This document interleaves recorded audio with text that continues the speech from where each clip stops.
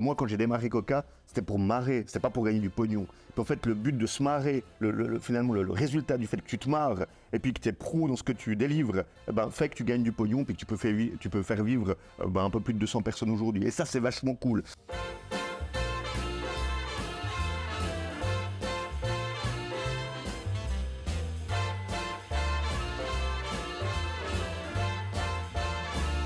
Les amis, bienvenue dans ce nouvel épisode du Story Show. Aujourd'hui, on reçoit un invité de marque, Pascal Meyer, bonjour. Salut. Pascal, tu es le fondateur évidemment de Coca.ch. Tout a commencé à Montreux. Aujourd'hui, c'est 200 collaborateurs, 200 collaboratrices, mais c'est surtout une immense communauté, environ 1 million de clients. Alors première question, je provoque un tout petit peu. Tu appelles ça communauté? C'est un groupe. Comment est-ce que tu fais pour rester proche d'1 million de personnes? Alors écoute, je pense que pour rester proche, peu importe le nombre de personnes qui font partie de la communauté, parce que pour nous, c'est vraiment pas des clients, c'est vraiment des membres de la communauté, puis on le verra peut-être plus tard, mais il y a une grande différence pour moi. Je pense que c'est le fait de rester un peu authentique et puis naturel. Si tu commences à effectivement être différent et puis à essayer parce que tu côtoies un peu plus de monde, à jouer à un jeu, je pense que tu perds ce côté spontané et puis ce côté qui fait que tu es toi-même. Justement, aller à la rencontre, est-ce que ça fait partie aussi de ton job de tous les jours? Est-ce que tu vas rencontrer cette communauté? Écoute, d'une certaine façon, oui, parce que c'est clair que moi j'évolue j'évolue partout en Suisse, alors notamment plus en Suisse romande, mais je me déplace beaucoup, et puis j'aime bien aussi me mettre en scène pour se marrer avec la communauté. Ça peut être des Q-défis qu'on organisait à l'époque, où d'un coup on se retrouve au centre de Neuchâtel, après on est au centre de Lausanne, après on part sur Fribourg, puis après on fait une commune dans le Jura, et puis tout d'un coup on se retrouve à Genève. Donc l'idée c'était vraiment de se mettre en scène, de se marrer, puis pas de se prendre au sérieux. Justement, les chiffres et l'histoire claquent quand même, il faut le dire, dans ton entreprise. Une question, à partir de quand un entrepreneur, parce que finalement je pense que ça intéresse aussi ton histoire entrepreneuriale, à partir de quand un entrepreneur peut regarder dans son rétro et dire « ça y est, j'ai du succès ». Alors je pense que c'est difficile à dire. Typiquement moi aujourd'hui est vraiment son bullshit. Je te dirais pas ah ouais c'est cool, on a du succès, parce que pour moi c'est déjà un travail d'équipe. Tu vois, on est comme tu le disais un peu plus de 200 personnes aujourd'hui chez Coca, mais on a plein de choses à faire. Et puis peut-être que c'est aussi un peu le côté, je dirais la suissitude qu'on a, c'est qu'en fait moi je vais jamais te dire ah ouais c'est un succès machin etc. Oui, on a accompli certaines étapes, c'est clair, c'est chouette, mais à mon avis on peut faire encore vachement mieux quoi. Et puis on est vraiment tout petit comparé à tout ce qui se fait partout dans le monde, donc on a encore beaucoup de choses à apprendre et puis beaucoup de choses à améliorer. Et ça je pense que c'est important de le dire et de le savoir. On peut pas dire ah ouais c'est bon, on a du succès, parce que c'est pas le cas. Ça fonctionne bien certes, on a la chance d'avoir une équipe qui est vraiment au taquet et puis d'avoir une communauté qui nous suit, qui nous fait confiance, ça c'est génial, mais on a encore plein de choses à montrer et à faire évoluer. Quand tu dis que vous êtes tout petit, est-ce que le succès est une question de taille? Pour certaines personnes, c'est une question de taille. Après, ça peut être une question aussi d'épanouissement. Moi, je pense qu'on doit encore faire tellement qu'on peut faire encore tellement de choses vachement meilleures que j'espère que peut-être dans quelques années, on pourra parler, en tout cas, peut-être pas de succès, c'est peut-être un peu trop arrogant, mais en tout cas d'une petite réussite. Et ça, je pense que c'est important de le dire. Une question purement personnelle et que je puisse placer un repère. Si Coca.ch pour toi n'a pas encore ce succès, est-ce que tu as une entreprise qui t'inspire, qui a eu du succès ou qui a actuellement du succès? Alors, il y a plein d'entreprises je ne pourrais pas dire qu'il y a une entreprise en particulier qui m'inspire, mais il y a des philosophies d'entreprise qui m'inspirent sur la façon dont on peut aussi échanger avec les gens. Parce qu'au final, tout est une question de communication, de comment on traite les gens, comment on respecte les gens. Et puis, souvent, les gens dans le business se disent, voilà, j'ai des conditions générales, les gens se plaignent, il faut qu'ils suivent les conditions générales. Puis moi, j'ai une approche qui est complètement différente. C'est essayer de comprendre ce que les gens disent. C'est pas juste écouter pour répondre, mais essayer de comprendre, se mettre à la place des gens. Et ça, je pense que c'est hyper important. Est-ce que tu aurais, pour ceux qui écoutent et regardent, est-ce que tu aurais un nom d'entreprise qui pratique une philosophie qui, toi, te plaît? Écoute, il y avait une entreprise qui, pour moi, avait une valeur qui me parlait bien. Et c'est une entreprise qui s'appelle Zappos, qui se trouve à Las Vegas, qui à la base vendait des chaussures. Et ce que j'aimais beaucoup, c'est malheureusement le fondateur qui s'appelle Tony Hsieh est malheureusement plus de ce monde, mais il avait une philosophie qui était hyper proche. Et moi, j'avais pas lu son bouquin. Puis mes collègues me disaient, mais t'as lu, il faut que tu lises ce truc, c'est extraordinaire.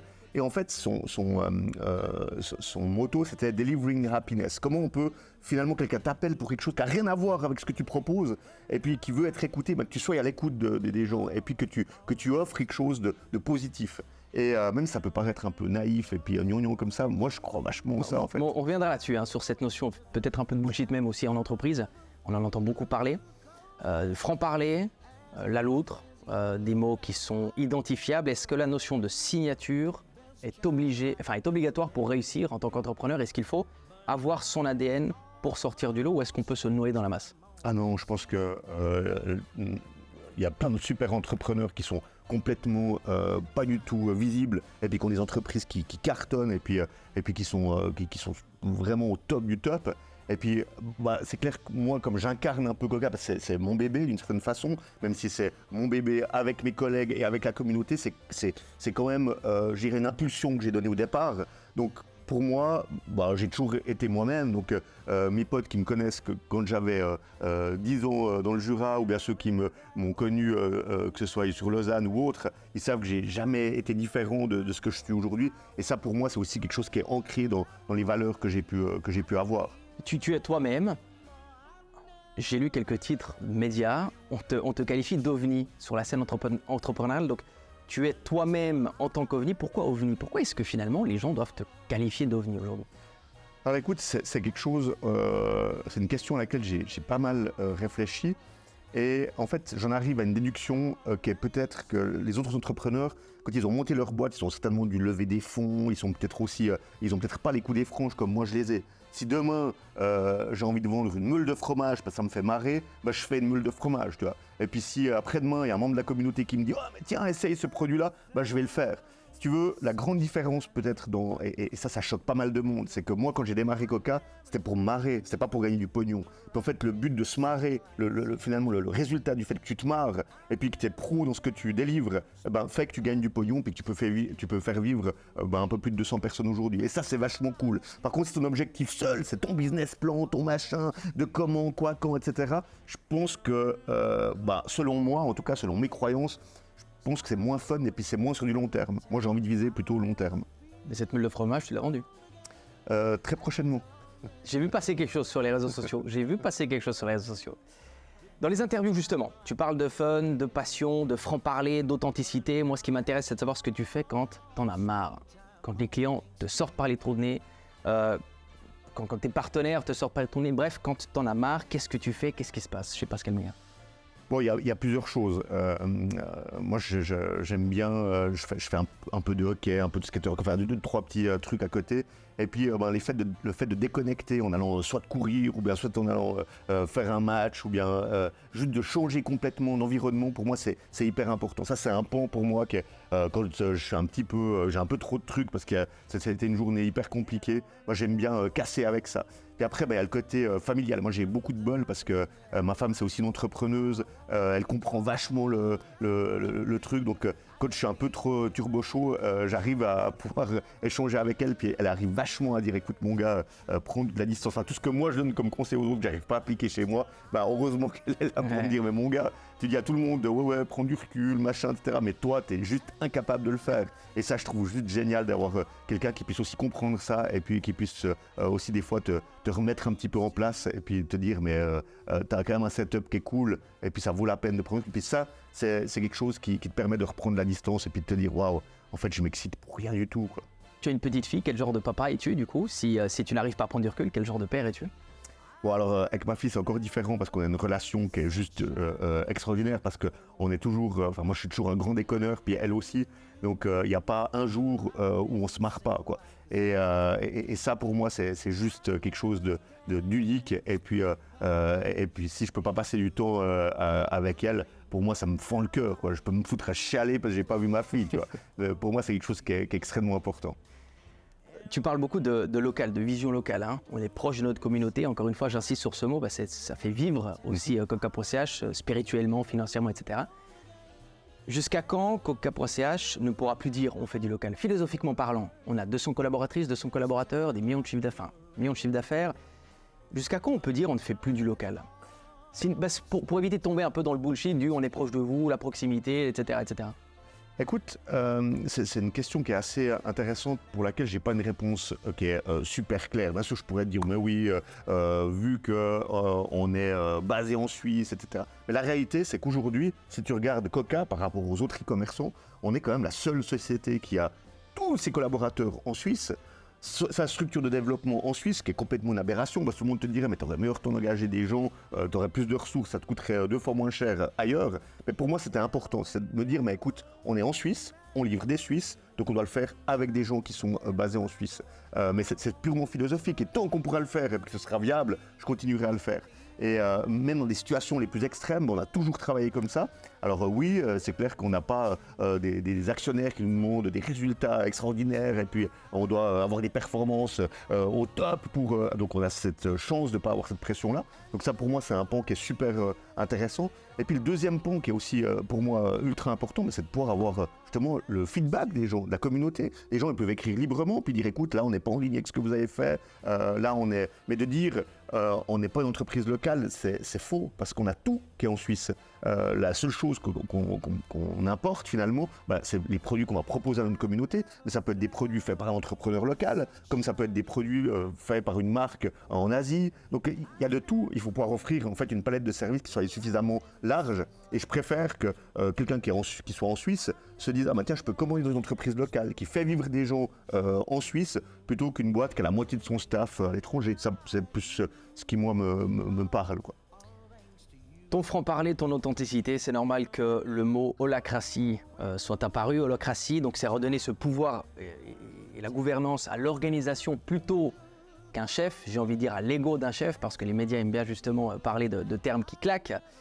Un grand média suisse du reste titrait Holacratie, l'utopie qui se sépare du patron. Pourquoi est-ce qu'on parle d'utopie dans l'holacratie en Suisse ? Bon, je ne sais pas si c'est le bon terme et ça dépend toujours comment c'est implémenté. Je veux dire, aujourd'hui, l'holacratie, comme tu l'as justement dit, c'est effectivement de donner une certaine responsabilité aussi aux collaborateurs. Il ne faut pas l'oublier. Mais ça ne veut pas dire qu'il n'y a pas de hiérarchie et qu'on fait n'importe quoi. Je veux dire, bien évidemment que moi, j'ai beaucoup moins mon mot à dire qu'avant, mais ce qui est normal. Je veux dire, on peut pas, je trouve qu'aujourd'hui, en 2023, tu ne peux pas dire « Ah ben, on a un boss, celui qui décide et puis qui… » Mais je veux dire, c'est complètement aberrant. Je veux dire, on a des cerveaux, une multitude de cerveaux qui fourmillent et puis des gens super smart et c'est tellement important de travailler ensemble. Et puis, l'holacratie permet aussi de faire éclore des gens qui ont peut-être un petit peu moins la facilité de s'exprimer. Et puis, c'est pas toujours les grandes gueules comme moi qui peuvent venir avec quelque chose, c'est des gens qui sont beaucoup plus smart et puis qui ont une vraie idée, qui peuvent aussi éclore. Et ça, c'est, je dirais, un des points pour moi essentiels de l'holacratie. C'est de pouvoir se dire, mais finalement, il n'y a pas un boss. C'est vrai qu'on n'a jamais travaillé comme ça. Je veux dire, moi, quand on débat sur un sujet, puis qu'il y a 3 personnes contre moi et que c'est 3 contre 1, pour moi, c'est la majorité qui l'emporte. Et puis on va de l'avant. Mais c'est tellement juste de faire comme ça. Tu peux être l'impulsion d'une idée. Moi, je suis beaucoup l'impulsion d'une idée. Mais entre l'impulsion de l'idée que j'ai donnée puis le résultat final, ça a déjà changé 14 fois. Puis grâce au fait que les cerveaux qui étaient autour ont dit « Non mais mon gars, l'impulsion elle est sympa, mais on peut faire tellement mieux. » On arrive à quelque chose qui est sympa. Mais si tu ne laisses pas ce pouvoir aux gens qui sont autour de toi de pouvoir se bouger puis de pouvoir faire, alors là, tu deviens un dictateur et puis tu reviens dans une entreprise pyramidale et puis je trouve que c'est beaucoup moins funky de se lever et de se dire je vais travailler pour un mec qui va me dire quoi faire, quoi. Mais est-ce que tu comprends, par exemple, parce qu'holacratie redonne les pouvoirs, la gouvernance aux collaboratrices, collaborateurs, tu parles de bonheur au travail, tu parles d'indépendance au travail, ça on l'a vu, c'est arrivé aux États-Unis, Google, le baby-foot dans l'entreprise, le premier qui touche au baby-foot, il reçoit un blâme. Est-ce que tu comprends que les gens aujourd'hui se disent non mais attends, entre la parole et les actes, il y a un gap énorme. Est-ce que tu comprends cette réticence finalement liée au bullshit managérial ? Bien évidemment. Mais même moi, je vois des trucs qui sont complètement aberrants. Après, ça dépend toujours comment tu mets ça en place. Je veux dire, chez nous aussi, on a une table de ping-pong. Chez nous aussi, quand le gars il passe 5 heures dans la journée à jouer au ping-pong, il dit écoute gros, faut que tu reviennes quand même bosser, quoi, parce que je veux dire, il y a aussi tes collègues qui ont besoin de toi. C'est une question de bon sens et d'équilibre, mais il y a quand même un truc qui est hyper important, c'est de se dire on passe 8 heures, 8 heures et demie par jour ensemble.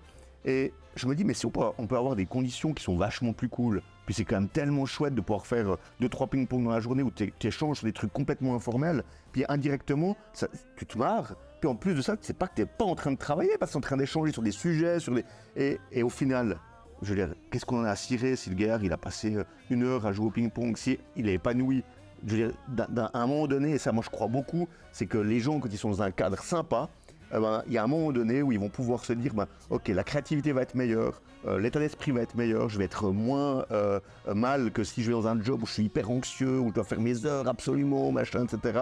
Et puis je serai plus aussi dans le partage. Mais ça veut surtout pas dire, ah ouais, parce que j'ai une machine à laver au bureau, et puis que j'ai 2 tables de ping-pong, un restaurant, machin de ça, qu'on veut me garder au bureau, et puis qu'on veut que je bosse 12 heures par jour. Non, c'est pas du tout ce côté-là. En tout cas, chez nous, ça l'est pas. Et puis quand on voit que quelqu'un se comporte comme ça, on a des warnings, on a des gens qui vont voir, qui disent, attends, qu'est-ce qui se passe? Est-ce que c'est une période courte où tu as besoin de donner un petit coup de bout, après tu vas pouvoir te calmer un peu? Qu'est-ce qu'on peut faire pour t'aider? Donc il faut aussi être bienveillant, et ça c'est important. Une boîte qui est séduite par exemple par ton discours, qu'est-ce qu'elle doit faire demain matin à 8h pour se rapprocher de ce modèle holacratique? Quel est le premier pas à faire?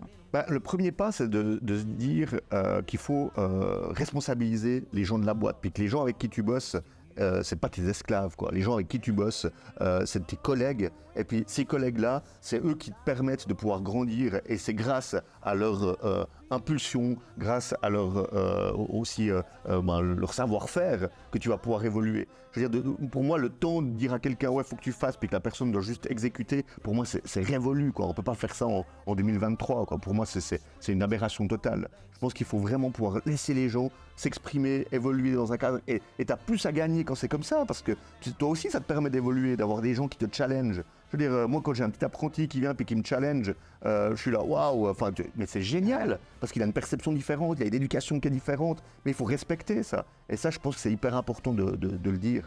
Pour terminer l'interview, j'aimerais qu'on fasse un tout petit jeu ensemble. Communauté. Est-ce que la communauté connaît bien Coca.ch? J'aimerais qu'on imagine que Coca.ch est une personne, un être humain, et je vais te poser quelques questions. Si Coca.ch était une personne, est-ce qu'elle serait plutôt bière Q-Beer ou vin Q-Wine? Bon, clairement vin Q-Wine. Ok. Avec quelle grande personnalité Coca.ch irait manger au resto? Personnalité vivante, morte, internationale? Alors moi je suis pas trop personnalité, puis je crois que Coca.ch est pas trop à se dire ah ouais tiens je vais aller me taper une bouffe avec Roger, même s'il est fort sympathique puis que je l'aime bien, mais je pense que ça serait plus d'aller échanger, se faire une bouffe avec quelqu'un qui travaille la terre et puis qui se trouve dans le Jura ou sur Neuch ou peu importe, où tu as autant à apprendre qu'avec une personnalité qui a certainement un succès énorme. Moi je pense qu'on a à apprendre de tout le monde. Quelle serait la plus grande peur de Coca.ch si c'était une personne? Peut-être de décevoir, de ne pas être à la hauteur, tu vois, de ne pas avoir réussi à satisfaire sa communauté. Quel serait le plat favori? On en a brièvement parlé juste avant, mais quel serait le plat favori de Coca.ch? C'est toujours difficile à dire parce que c'est pas le plat pour moi qui sera intéressant, c'est la compagnie, tu vois, de pouvoir être dans un truc convivial. Alors moi je te dirais, ouais écoute, c'est barbecue avec pinard, machin, etc. Puis dans barbecue, hein, ça veut pas forcément dire qu'on va se taper des côtes de bœuf, hein, ça peut être aussi des aubergines. Moi, j'ai bien compris.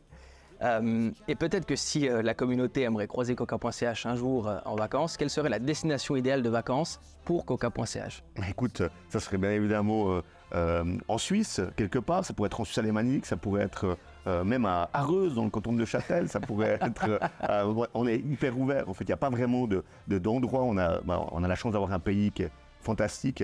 Donc je pense que déjà, même du côté de la Suisse alémanique, on a des endroits qui sont extraordinaires. Au Tessin, c'est encore une autre ambiance. Enfin, je pense que ça serait en Suisse. Magnifique. Merci infiniment, Pascal Meyer, pour cette interview. Merci à toi. Les amis, c'était le Story Show. N'oubliez pas, abonnez-vous, activez la cloche, c'est très important. On a besoin aussi de notre communauté. Il ne plus qu'à vous souhaiter une excellente journée, une excellente soirée, peu importe le moment où vous regardez cet épisode. Et je vous dis à très bientôt. Ciao.